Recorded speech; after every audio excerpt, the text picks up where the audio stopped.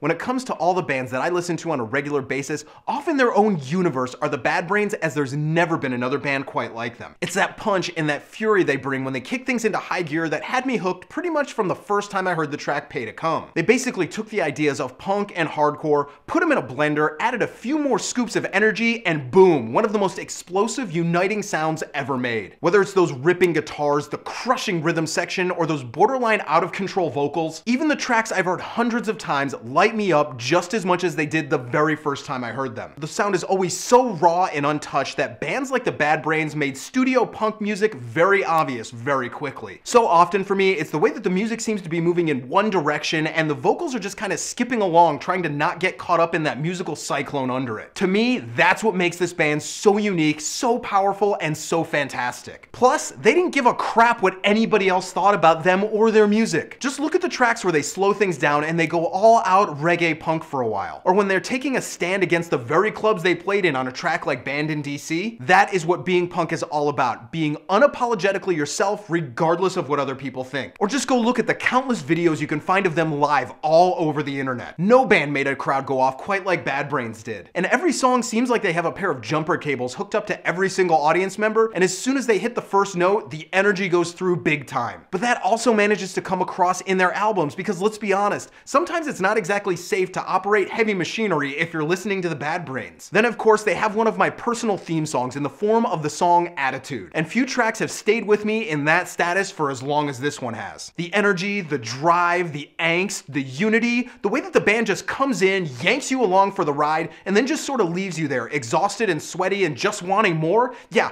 that's pretty much why I absolutely love the Bad Brains.